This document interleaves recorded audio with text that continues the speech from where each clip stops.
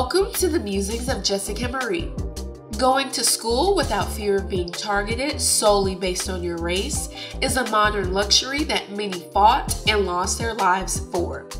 Desegregation created volatile and oftentimes dangerous mobs that stood in the way of integration of public schools and institutions. The Little Rock Nine were one example of just how dangerous integration actually was for many young Black Americans pursuing an education.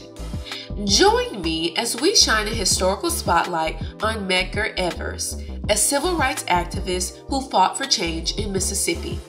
Medgar was born on July 2, 1925 in Decatur, Mississippi to his parents Jesse and James Evers. He was the third of 5 children, and the family owned a small farm to sustain themselves. The children walked 12 miles a day to attend segregated schools, and Medgar eventually earned his high school diploma.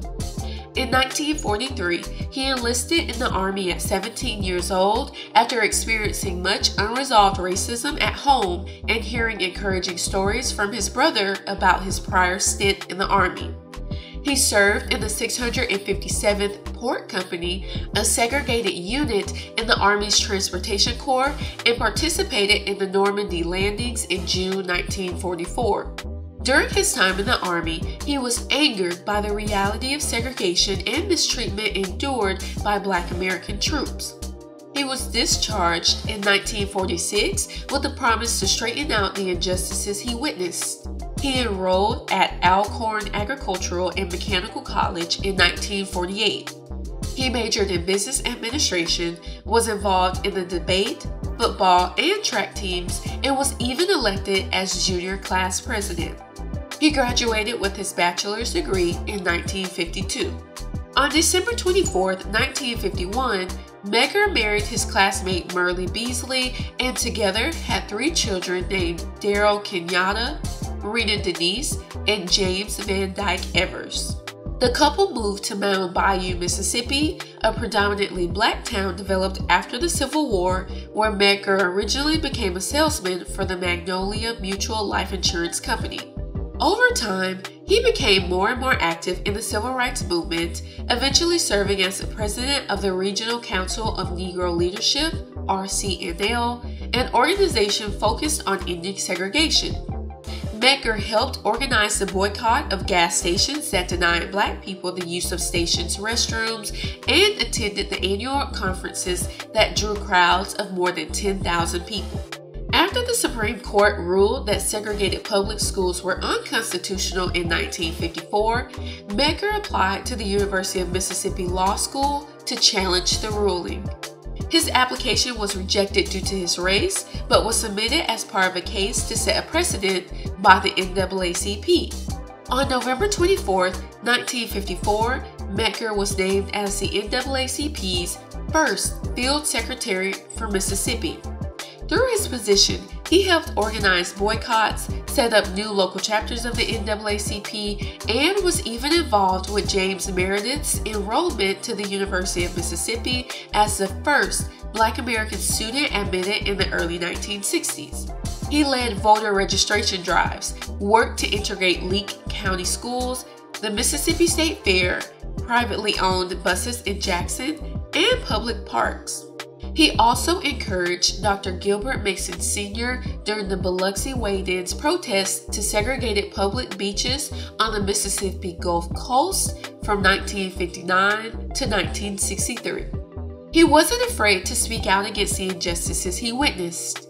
He publicly investigated the 1955 lynching of Emmett Till and vocally supported Clyde Kennard's attempts to enroll in the segregated Mississippi Southern College to complete his undergraduate degree.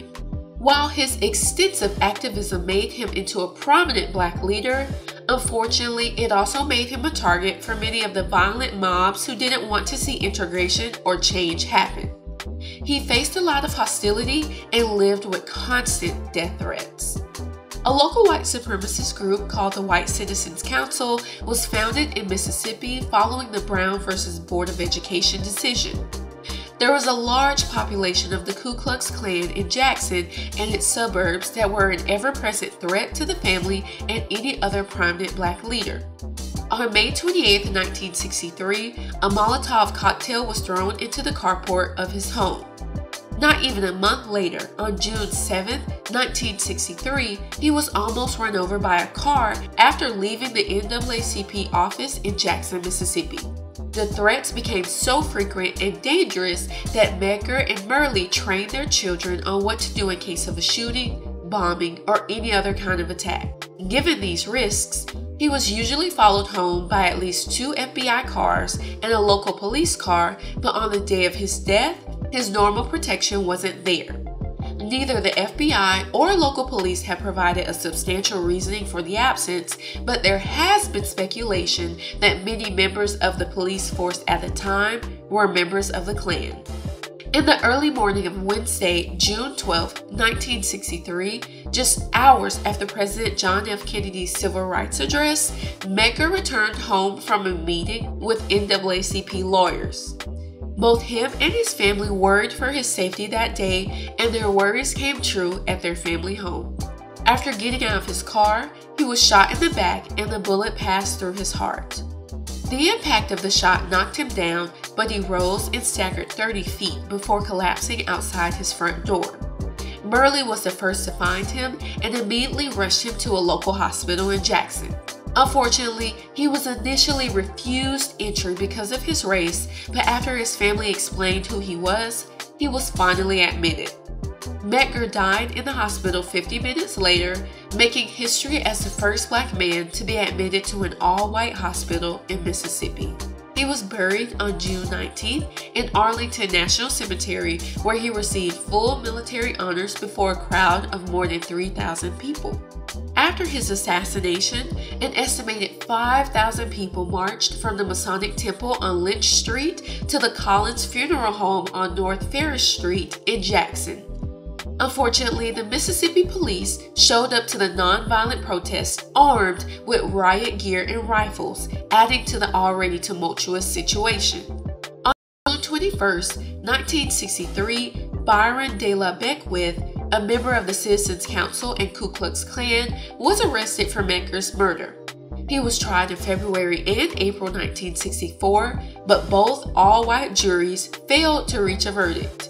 Despite this setback, Myrlie didn't stop fighting for the conviction of her husband's killer. She waited until a new judge had been assigned to take her case back into the courtroom. After living as a free man for most of the 3 decades following Medgar's death, Byron was tried again in 1994 based on new evidence found after exhuming Medgar's body for an autopsy. He was finally convicted of murder on February 5, 1994 and was sentenced to life in prison. He attempted to appeal his conviction in 1997, but the Mississippi Supreme Court upheld the judgment. He died in prison on January 21, 2001 at the age of 80. Medgar's life was cut ridiculously short at the young age of 37 because of irrational hatred. His family lost their husband, dad, son, and the Black community lost a prominent voice leading the charge for change.